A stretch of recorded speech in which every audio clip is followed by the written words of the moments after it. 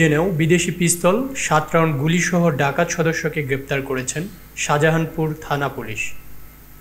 অনেক ভালো লাগতেছে যে শাহজাহানপুর থানার ভিতরে আমরা একটা কাজ করে আমার অনুভূতি খুব ভালো লাগতেছে যে বগুড়ার শাহজাহানপুরে ডাকাতির সময় বিদেশি পিস্তল ও ৭ রাউন্ড গুলিসহ এক যুবককে গ্রেপ্তার করেছেন থানা পুলিশ। শনিবার দিবাগত রাতে উপজেলার আশেকপুর ইউনিয়নের সাদিক পার্ক সংলগ্ন নাটোর বগুড়া মহাসড়কে এ ঘটনা ঘটে। পুলিশ ও স্থানীয় সূত্রে জানা যায়, রাত 9:30টার দিকে রংপুর থেকে ফরিদপুরগামী একটি পাট বোঝাই ট্রাক মহাসড়কে পৌঁছালে ট্রাকটির একটি চাকা ব্লাস্ট হয়ে যায়। চাকা মেরামতের এক পর্যায়ে হঠাৎ একটি নাম্বারবিহীন পালসার মোটরসাইকেলে আসা ৩ যুবক ট্রাক চালকের মাথায় পিস্তল ঠেকিয়ে ট্রাকের কেবিন থেকে প্রায় ৯৫,০০০ টাকা ছিনিয়ে নেওয়ার চেষ্টা করে। এ সময় শাহজাহানপুর থানার স্পেশাল ১২ ডিউটি পার্টি ঘটনাস্থলে পৌঁছালে দুজন দস্যু পালিয়ে যায়। তবে ভিকটিমের সহযোগিতায় পুলিশ সদস্যরা মোহাম্মদ সুমন হোসেনকে আটক করার চেষ্টা করলে সে কনস্টেবল শাহরিয়ার হোসেনের পেটে পিস্তল ঠেকায়। এক পর্যায়ে ধস্তাধস্তির সময় কনস্টেবল শাহরিয়ার আসামির হাত থেকে বিদেশি পিস্তল কেড়ে নেন। পরে উপস্থিত অন্যান্য পুলিশ সদস্যদের সহায়তায় সুমনকে আটক করা হয়। খবর পেয়ে শাহজাহানপুর থানার officer in charge OC Mohammad Shafiqul Islam ঘটনাস্থলে পৌঁছে আসামিকে গ্রেপ্তার করে থানায় নিয়ে যান। এ সময় আসামির কাছে থেকে একটি বিদেশি পিস্তল ও ৭ রাউন্ড গুলি উদ্ধার করা হয়। শাহজাহানপুর থানার ওসি শফিকুল ইসলাম জানান, প্রাথমিকভাবে এটি সংঘবদ্ধ দস্যু চক্রের কাজ বলে ধারণা করা হচ্ছে। এ ঘটনায় পালিয়ে যাওয়া অপর ২ আসামিকে গ্রেপ্তারের চেষ্টা চলছে।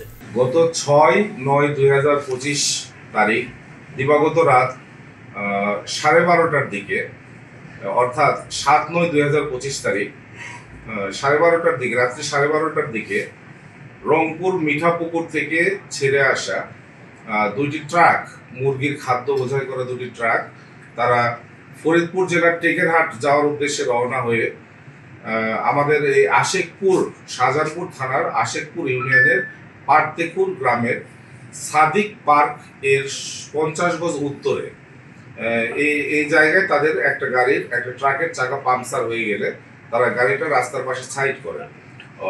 দুটি ট্রাকই সাইড করা হয়। এর মধ্যে নন্দীগ্রাম থেকে আসা একটা মোটর সাইকেলে ৩ জন তাদের ট্রাকের সামনে এসে দাঁড়ায় এবং এই ট্রাক ড্রাইভার এবং হেল্পারকে তারা ঘিরে ধরে এই ট্রাক ড্রাইভার এবং হেল্পারের কাছে থাকা প্রায় ৪৫, ২ ট্রাকের ৪৫ প্লাস ৪৫, ৯০,০০০ টাকা অস্ত্রের মুখে তাদেরকে ভয় দেখিয়ে টাকাটা তাদের কাছ থেকে নিয়ে নেয়।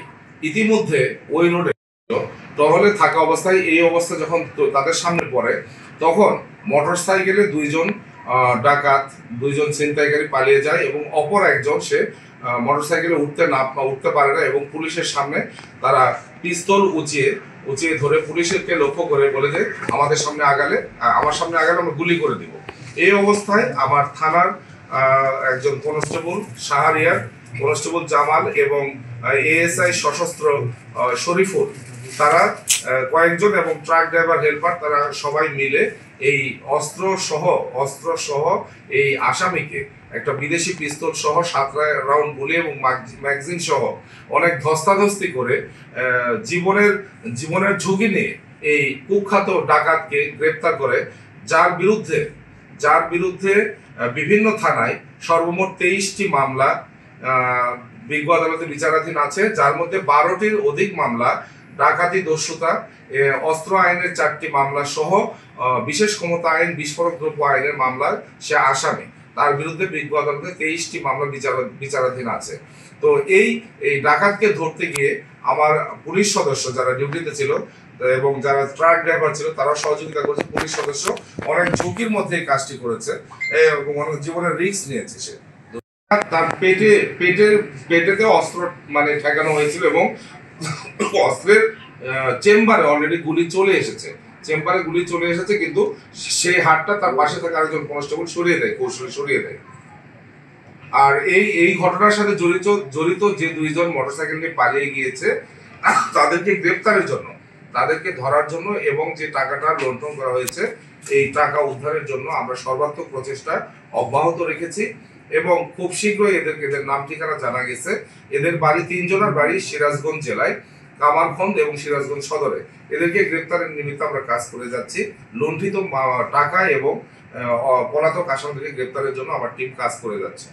এই ঘটনায় আমাদের থানায় অস্ত্র আইনে একটি মামলা এবং দস্যুতার ঘটনায় দস্যুতার একটা মামলা রুজু করা হয়েছে, দুটো মামলা হয়েছে এবং এই আসামিকে রিমান্ডের প্রেয়ার আমরা দিয়েছি, রিমান্ডে তাকে জিজ্ঞাসাবাদ করা হবে।